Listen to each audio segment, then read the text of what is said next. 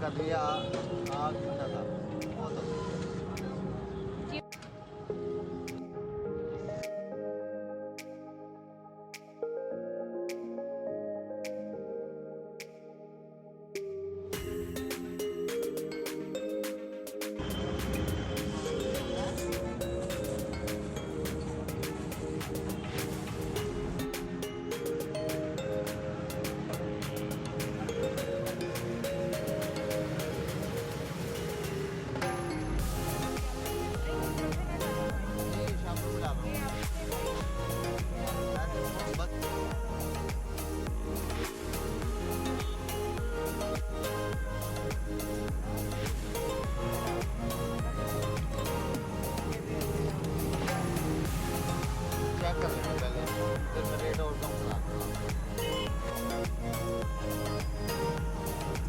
ज़्यादा टाइम लेना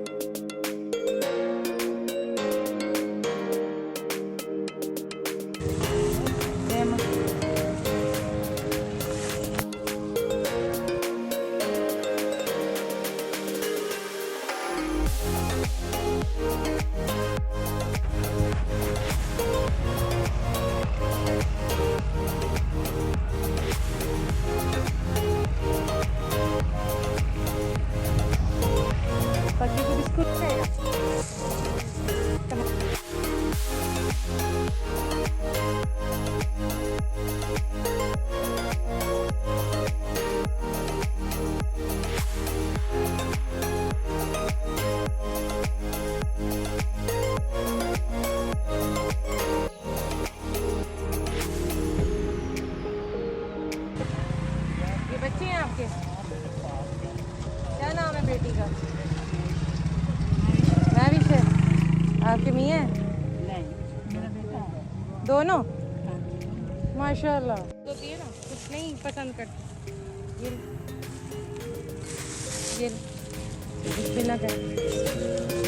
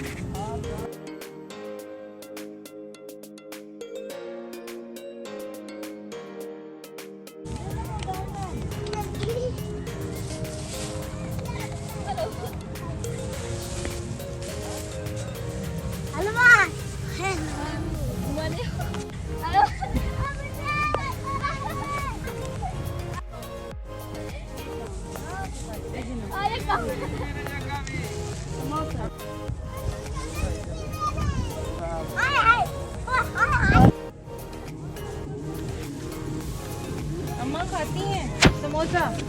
वकींदा नहीं वकील क्या नहीं कौन है सुनिंदा है और समोसा खाना नानी नाटक वंडे लाई थी बाजी मैंने बाजी डालो दो कड़ी गए ए वंडे लाई समोसा ही तू कर जी मुझे भी दे दो। ओ वंडे लाई डोडा मगर बाजी मानो दे दे क्या कह रही है नानी?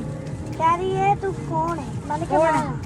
चलो ये लो तुम्हारा ये शॉप वो नातन है। चलो खा लो ये समोसा।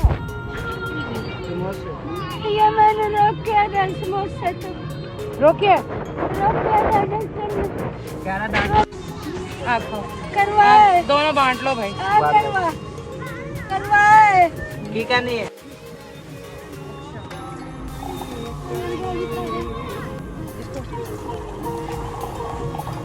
मेडिसिन खाएगी ये? हाँ मैं सरकारी अस्पताल च गई ना मेरे नजीर रखी थी काम में अच्छा ते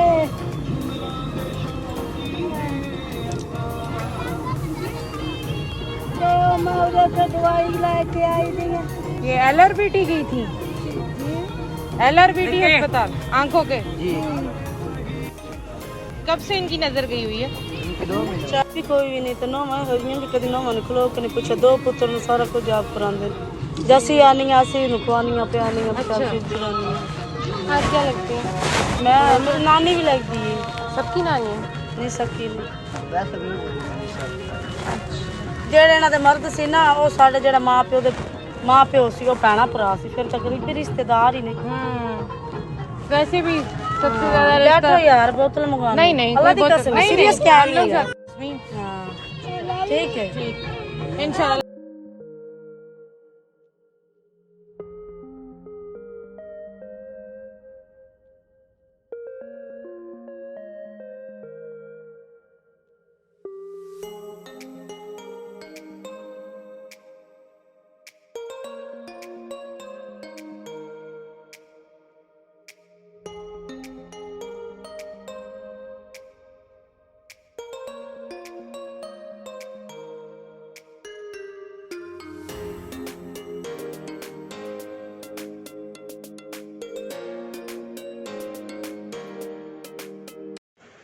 मेरे ख़्याल में इंसान को बड़ा होने के लिए सालों की तादाद में इजाफ़े की ज़रूरत नहीं होती। ज़्यादातर लोग ज़िंदगी में आने वाली मुश्किलात, तकालीफ, हादसात को देखकर और लोगों के तल्ख़ रवैये, बातें, अपनों की बेरुखी, ज़िंदगी के तल्ख़ तजर्बात से बहुत जल्द बड़े हो जाते हैं। इसलिए कई लोग अपनी कम उम्री में ही बूढ़े हो जाते हैं। ऐसे लोग या तो किसी के साथ जुड़ते नहीं, और अगर किसी के साथ जुड़ जाते हैं तो बहुत मुखलिस रहते हैं। हर रिश्ते में खालिस मोहब्बत और तवज्जो चाहते हैं, और ना मिलने पर अपनी बेकदरी पर किस कदर टूट जाते हैं, इस बात का अंदाज़ा शायद कोई नहीं लगा सकता। खुदारा अपनी वक्त गुजारी के चक्कर में लोगों के जज्बात के साथ मत खेलें, इनका दिल ना दुखाएं। आप नहीं जानते कि किसी ने अपनी ज़िंदगी में कितना कुछ बर्दाश्त किया होता है।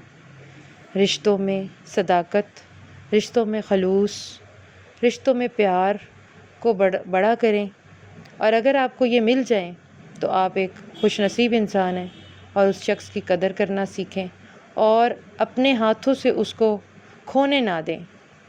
जज़ाकल्लाहु खैरा। या अल्लाह, जो परेशान हाल हैं और अपनी परेशानियों को किसी से बयान नहीं करना चाहते, उनकी परेशानियों को दूर फरमा दीजिए। ऐ अल्लाह ताला, तो अपने नेक बंदों को जो दिया करता है वो हम सबको अता फरमा दे। आमीन सुम्मा आमीन।